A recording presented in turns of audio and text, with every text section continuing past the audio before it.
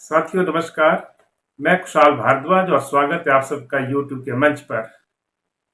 केंद्रीय बजट को लेकर के बहुत उत्सुकता हर नागरिक में रहती है और रहना स्वाभाविक भी है।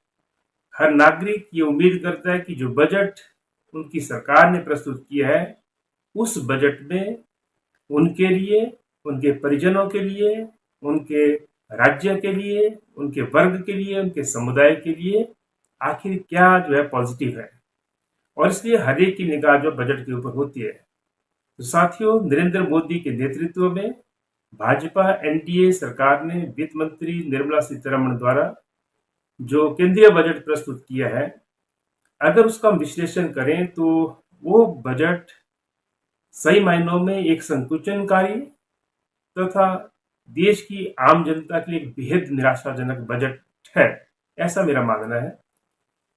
आपने एक कहावत भी सुनी होगी कि पूत के पांव पालने में ही नजर आ जाते हैं, यानी कि यही कहावत सरकार के ऊपर चरितार्थ होती है कि किसी भी सरकार के बारे में सही सही जानकारी देनी है, सही से उसका विश्लेषण करना है, तो आपको उसके बजट प्रपोजल्स को देखना होगा।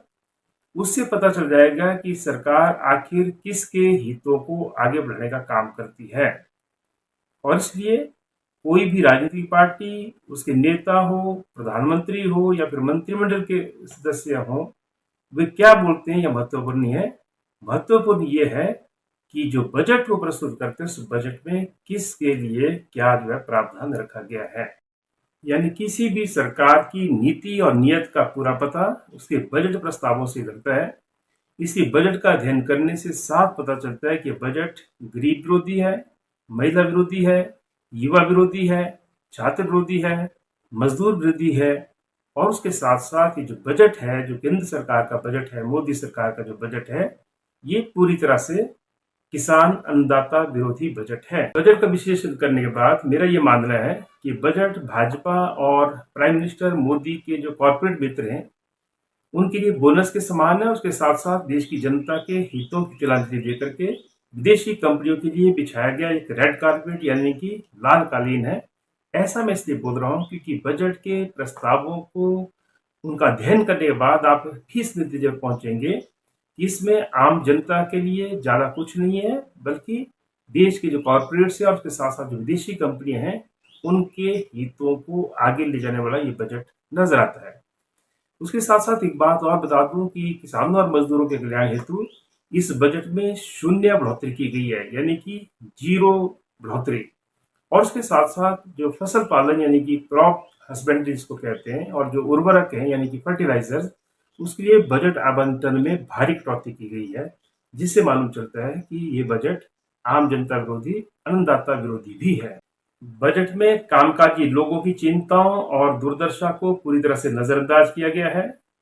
इस बजट में बेरोजगारी के उच्च स्तर, उच्च खाद्य मुद्रास्फीति दर, असमानताओं में अभूतपूर्व वृद्धि और निजी निवेश में अधिक यानी कि आर्थिक मंदी की वास्तविकताओं के संदर्भ में अगर आप देखें तो बजट को आर्थिक गतिविधियों के विस्तार पर ध्यान केंद्रित करना चाहिए थे, लेकिन हुआ इसके उल्टा।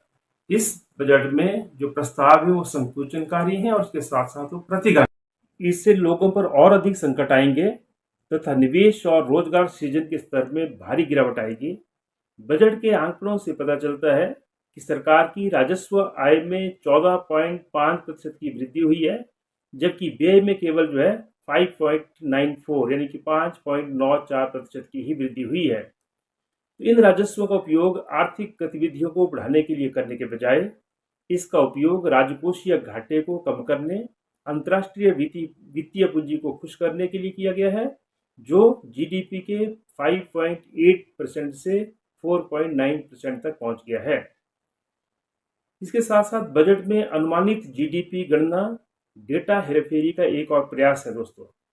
नाम मात्र जीडीपी वृद्धि 10.5% अनुमानित है और उसके साथ साथ 6.5 से 7% की वृद्धि का अनुमान लगाने वाली जो वास्तविक जीडीपी गणना नाम मात्र वृद्धि को 3% की कोर मुद्रास्फीति दर से कम करके की जाती है, जिसमें 9.4% की उच्च खाद्य मुद्रास्फीति दर शामिल नहीं है। इस प्रकार वास्तविक जीडीपी दर वृद्धि दर को बढ़ा चढ़ा करके पेश किया गया है। ये है डाटा में हेराफेरी जो इस बजट में की गई है डाटा में। उसके साथ साथ सरकारी खर्च को और कम करने के लिए सब्सिडी में भारी कटौती की गई है।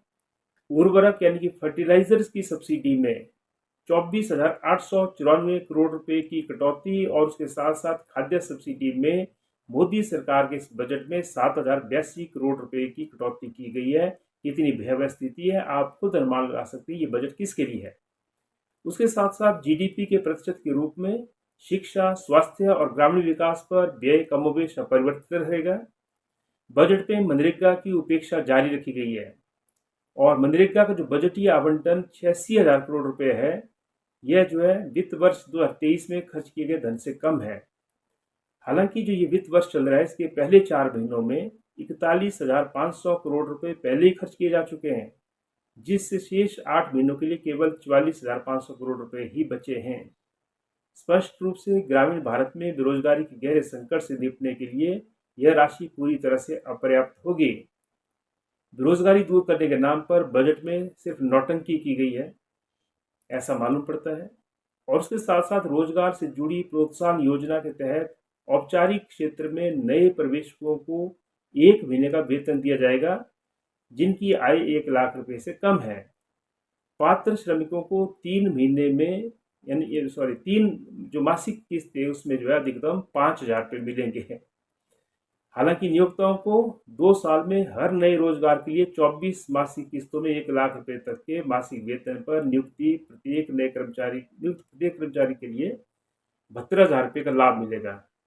तो आप अनुमान लगा सकते हैं जो नौकरी लगेगी उसके नियोक्ता को हर कर्मचारी के लिए जो है 72,000 रुपये का लाभ मिलेगा और कर्मचारी को अधिकतम 5,000 रुपये मिलेगा। यह नए रोजगार पैदा करने के नाम पर कॉर्पोरेट को सब्सिडी देने का एक और तरीका है। इस तरीके से ये जो नौटंकी हो रही है, इससे रोजगार पैदा नहीं हो सकता है। कॉर्पोरेट क्षेत्र द्वारा अतीत में किए गए भारी मुनाफे के कारण मशीनरी और उत्पादन में निवेश बिल्कुल नहीं हुआ है, क्योंकि अर्थव्यवस्था में मांग की कमी बनी हुई है, जो लोगों के बीच घटती क्रय शक्ति का परिणाम है। क्योंकि जब लोगों की परचेसिंग पावर गिर रही है दोस्तों, तो उनकी खरीदने की क्षमता जब कम हो रही है, तो उससे क्या हो रहा है कि अर्थव्यवस्था में मांग यानी कि डिमांड की कमी बनी हुई है।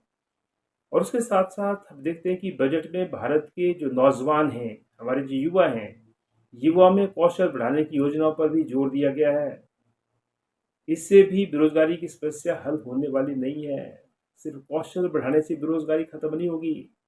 आपको जो है वो संसाधन मुहैया कराने होंगे, आपको वो अपॉर्चुनिटीज देनी होगी।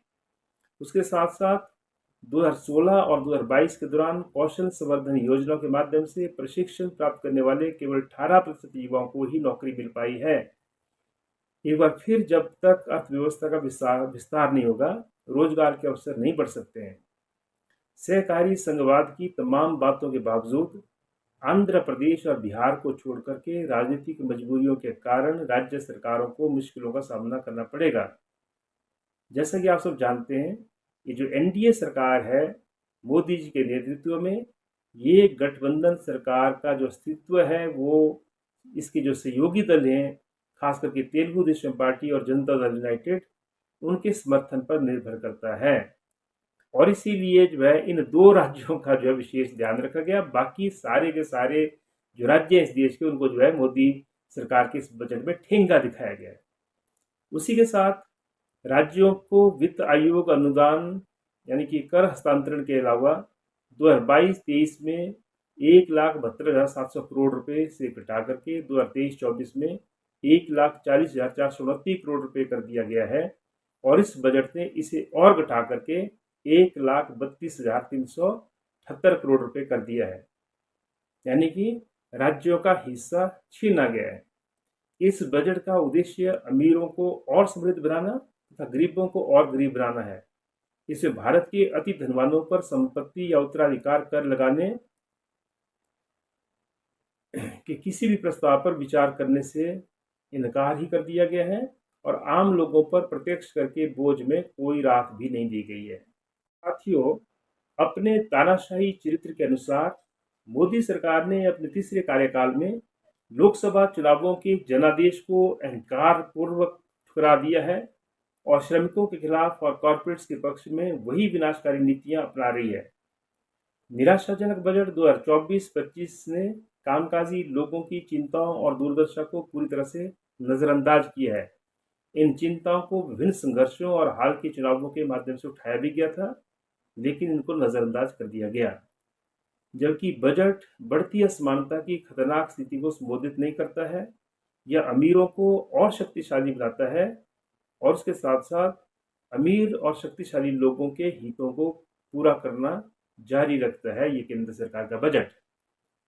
इसी के साथ कॉरपोरेट नियंत्रण और अर्थव्यवस्था पर प्रभुत्व को विकसित भारत के नाम पर और अधिक कसता है।